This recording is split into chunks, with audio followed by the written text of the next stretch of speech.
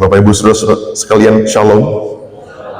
Senang sekali saya pertama kali ini ke kota Cirebon dan pertama kali bisa melayani dan beribadah bersama-sama saudara di GKI Rahmani. Kenalkan, nama saya Timothy Sugianto, ya. Bisa dipanggil Tim, atau biasa dipanggil Kotim, atau bisa dipanggil Lausetim, Pak Tim, ya terserah ya.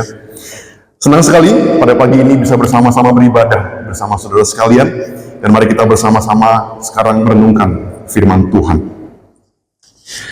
Bapak Ibu Saudara, di sekitar kita ada begitu banyak rambu atau tanda peringatan bahaya. Waktu kita keluar dari rumah, begitu kita keluar di area publik, itu ada banyak sekali tanda dipasang rambu atau tanda peringatan. Apa tujuannya? Supaya memberikan informasi penting, petunjuk keamanan, atau peringatan tentang perilaku yang harus diikuti oleh orang-orang yang ada di area publik tertentu itu. Nah, tanda peringatan, saudara-saudara, memberi informasi tentang potensi bahaya, supaya orang bisa menghindari dari kecelakaan atau cedera. Nah, dari sekian banyak tanda peringatan, ada satu tanda peringatan yang sangat unik yang dipasang di daerah Hawaii. Daerah Hawaii. Di situ tertulis begini, Bapak Ibu. Beware of invisible cows. Apa artinya itu? Waspadalah terhadap apa? Sapi-sapi yang tidak kelihatan. Kalau kita langsung ke terjemahan bahasa Indonesianya, waspadalah terhadap sapi-sapi yang tidak kelihatan. Maksudnya apa, kira-kira? Ini bukan sapi siluman, bukan, ya. Bukan sapi jadi-jadian, bukan. Bukan sapi hantu, bukan. Tapi daerah itu, ini saya bacakan kalimatnya ya. Sebagian besar jalan akses di Mauna Kea adalah peternakan terbuka, dan sapi-sapi sering menyeberang jalan. Sapi berwarna gelap sering tidak kelihatan di waktu gelap dan atau kondisi berkabut. Berhati-hatilah dan berkendaralah dengan sangat lambat di lapangan terbuka ini. Ini adalah salah satu bentuk tanda peringatan, saudara-saudara. Nah, apa yang terjadi kalau misalnya orang setelah baca peringatan itu, kemudian dia nggak peduli, kemudian dia malah ngebut di daerah itu, padahal misalnya waktu itu sudah malam, misalnya berkabut lagi daerah itu, ya. Dia sudah baca peringatan itu, nggak boleh ngebut, nanti ada sapi tidak kelihatan itu, ya, kalau nyebrang jalan, tapi dia tidak peduli misalnya. Apa yang akan terjadi kira-kira? Dia ngebut daerah itu, maka dia harus siap-siap menabrak sapi yang tidak kelihatan itu. Siap-siap mengakibatkan ada sapi yang gegar otak, siap-siap mengakibatkan ada sapi yang patah tulang misalnya. Dia sendiri harus siap-siap gegar otak dan patah tulang juga dengan kondisi mobil yang mungkin penyok, ya, nabrak sapi. Saudara, inilah sifat dari peringatan, supaya orang waktu dia melihat, waktu dia membaca, mengerti itu tentang bahaya yang ada di depan dia. Supaya orang itu semaksimal mungkin dia itu menuruti peringatan itu. Karena kalau tidak mau menuruti, akan ada bahaya atau kecelakaan. Tujuan dari peringatan itu adalah membentuk satu perilaku yang spesifik. Satu perilaku yang spesifik. Yaitu apa? Kalau kondisi tadi yang di Hawaii tadi, maka supaya orang itu mengendarai mobil itu pelan-pelan sekali. Lambat-lambat sekali. Supaya apa? Supaya tidak melihat, supaya tidak menabrak sapi yang tiba-tiba ada di depan mobilnya itu. Nah, Bapak Ibu Saudara sekalian, begitu juga dengan kehidupan kerohanian manusia. Firman Tuhan itu juga memberikan peringatan yang tujuannya supaya manusia tidak sampai masuk ke dalam malapetaka itu, sampai masuk ke dalam bahaya itu. Dan waktu kita taat pada peringatan itu, bagaimanakah seharusnya kita menjalani hidup kita? Nah, pagi ini kita akan melihat bersama-sama, Bapak Ibu Saudara, untuk dua buah perenungan penting dari firman Tuhan yang kita baca di pagi ini. Dan inilah perenungan pertama kita hari ini, yaitu Tuhan memberikan peringatan bahwa setiap orang harus bertobat dari dosa-dosanya. Inilah yang pertama, Bapak Ibu. Setiap orang harus bertobat dari dosa-dosanya. Nah, ayat yang jadi perenungan kita pada pagi ini, itu tidak bisa dilepaskan dari ayat 3 di atasnya, yang mencatat begini, Bapak Ibu. Maka datanglah Yohanes ke seluruh daerah Yordan dan menyerukan, bertobatlah dan berilah dirimu dibaptis, dan Allah akan mengampuni dosamu. Saudara, Yohanes Pembaptis di bagian ini mengundang orang-orang yang banyak itu supaya mereka mau bertobat, supaya mereka mau dibaptiskan sebagai simbol bahwa dia itu dibersihkan dari dosanya. Kemudian di ayat yang ke-7 mencatat waktu ada banyak orang yang datang dibaptis, kemudian Yohanes berkata, "Hei kamu keturunan ular bludak, siapakah yang mengatakan kepada kamu supaya melarikan diri dari murka yang akan datang?" Saudara, ini adalah khotbah yang sangat keras, bahkan kedengarannya kasar, ya. Orang dikatain keturunan ular. Nah, kepada siapakah Yohanes berbicara seperti itu? Nah, di Injil Lukas ini, saudara, kita dapat kesan bahwa Yohanes itu berbicara seperti itu kepada semua orang. Tapi ternyata di Injil Matius itu mencatat dengan lebih jelas bahwa Yohanes Pembaptis berkata begitu bukan kepada semua orang, tapi kepada orang Farisi dan orang Saduki yang datang pada waktu itu di antara orang-orang banyak itu. Nah, Yohanes menyebut orang-orang Farisi itu, orang-orang Saduki itu dengan nama keturunan ular beludak. Dalam terjemahan lain, keturunan ular berbisa, atau terjemahan lain, anak-anak ular. Ini menunjukkan, saudara, betapa berbahayanya dan liciknya orang Farisi itu, orang Saduki itu. Bahkan Yohanes menyebut mereka anak-anak ular, dengan kata lain, anak-anak setan. Kemudian Yohanes berkata, siapakah yang mengatakan kepada kamu supaya melarikan diri dari murka yang akan datang? Nah, saudara, orang-orang Yahudi pada waktu itu, khususnya para pemimpin-pemimpin agama ini, khususnya orang Farisi itu, khususnya orang Saduki itu, mereka berpikir begini, murka Allah itu memang buat orang-orang non-Yahudi. Neraka itu buat orang-orang non-Yahudi. Mereka yakin banget masuk surga. Mereka yakin banget karena mereka adalah umat Allah dan sebagainya. Tapi Yohanes berkata bahwa murka Allah itu akan menimpa mereka. Siapa yang dapat melarikan diri? Kalian nggak bisa melarikan diri. Hai kamu anak-anak ular itu. Nah, saudara, inilah peringatan. Inilah peringatan, saudara. Kalimat peringatan itu keras dan menusuk hati. Seruan Yohanes ini nggak pakai filter, nggak pakai kalimat yang dipoles-poles supaya indah, supaya lembut, halus, enggak. Seruan yang sangat keras, tapi sesungguhnya penuh dengan belas kasihan. Nah, saudara-saudara sekalian, 2000 tahun yang lalu Yohanes Pembaptis membawa pesan firman Allah dan menyerukan pertobatan. Di pagi ini, firman Allah yang sama bergema lagi di ruangan ini, ruangan GKI Rahmani ini, di kota Cirebon ini. Saudara, pertobatan artinya mengakui dosa, kemudian putar arah. Yang tadinya berjalan menuju dosa, kemudian berjalan menuju Allah. Sudah, pertobatan artinya sadar bahwa kita ini adalah orang yang berdosa, yang gak mungkin bisa menyelamatkan diri sendiri.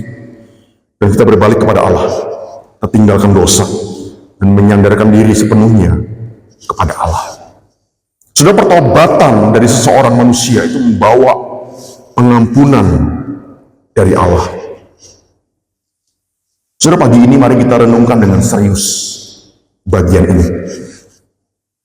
Kalau ada satu atau dua orang dari antara kita di ruangan ini yang belum pernah secara pribadi datang kepada Tuhan Yesus, maka jangan tunda lagi. Pagi ini juga mari datang kepada Tuhan Yesus.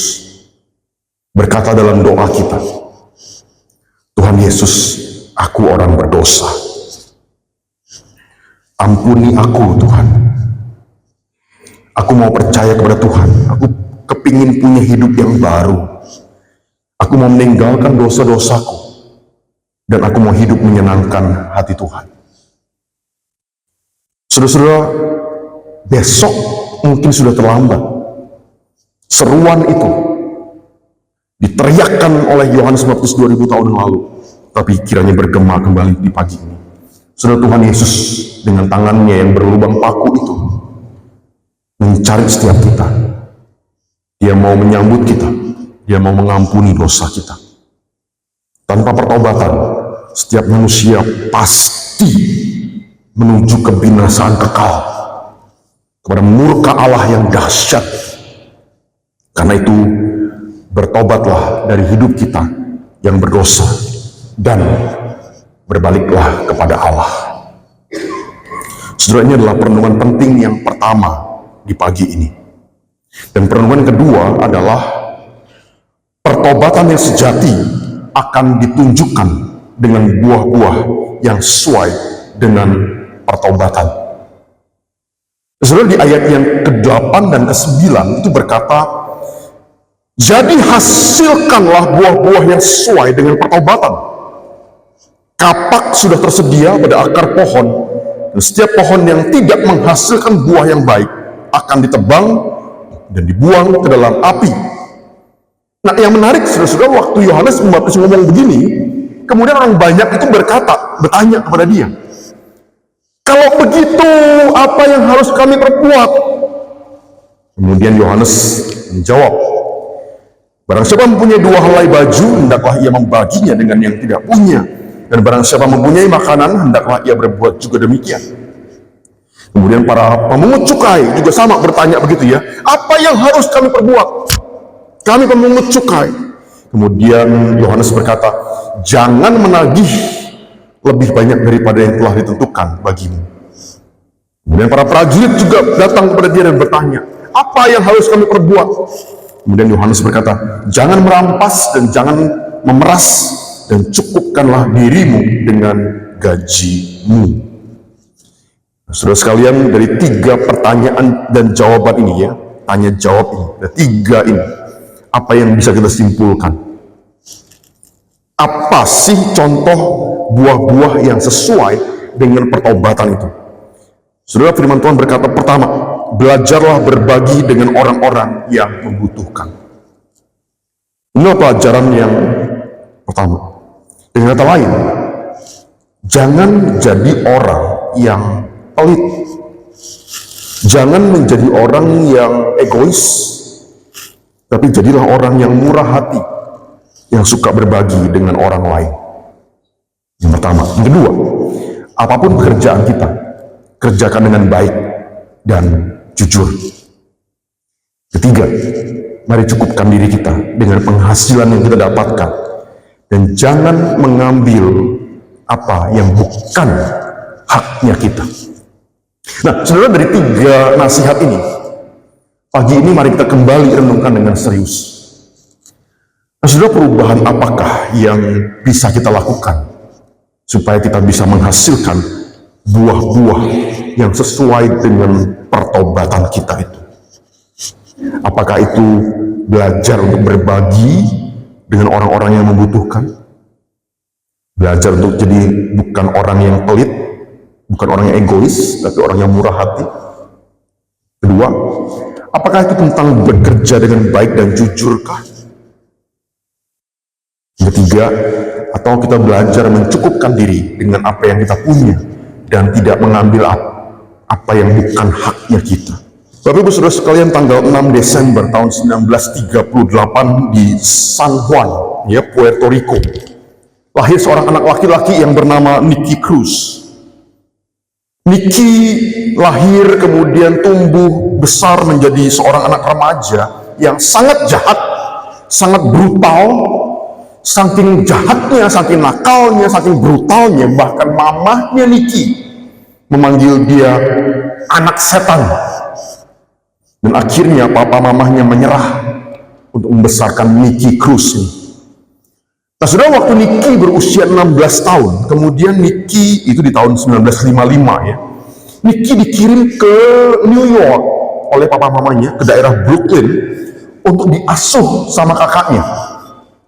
Di kota New York itu Nicky bukannya tambah baik, bukannya berubah, malah dia tambah jahat, tambah brutal, dan dia bergabung dengan satu geng, ya, geng yang namanya Mau-Mau, The Mau-Maus, gitu ya namanya. Dan saking hebatnya dalam arti negatif ya, Nicky ini, saking hebatnya dia, saking jahatnya dia, dalam 6 bulan langsung jadi ketua gengnya Nicky ini. Wah, Nicky bersama geng The Mau-Maus ini melakukan banyak kejahatan di kota New York itu. Sampai geng ini jadi geng yang salah satu geng yang paling ditakuti daerah Brooklyn di New York itu. Nah, kemudian saudara-saudara, singkat cerita, ada seorang pengkhotbah bernama David Wilkerson. David Wilkerson. Dia waktu itu berjalan-jalan di dalam kota New York itu ya, dia jalan, kemudian dia berkhotbah. Jadi seorang pengkhotbah yang ada di jalanan begitu. Dia khotbah di jalan-jalan raya di kota New York, termasuk dia khotbah di jalan-jalan yang banyak penjahatnya, yang banyak geng-geng di situ. Satu hari David Wilkerson ketemu dengan Nicky Cruz. Kemudian David berkata, "Oh, Yesus sangat mengasihi Nicky dan tidak akan pernah berhenti mengasihi Nicky," kata David Wilkerson. Tapi apa yang terjadi, saudara? Pertemuan itu, di dalam pertemuan itu, Nicky menampar David, sang pendeta itu. Kemudian nggak kapok, saudara. Besoknya David Wilkerson datang lagi, ketemu lagi sama Nicky, dan mengatakan khotbah yang sama lagi kepada Nicky. Yesus mengasihi kamu, Nicky, dan tidak akan pernah berhenti mengasihi kamu. Nicky kembali tampar lagi David itu, si pengkhotbah itu.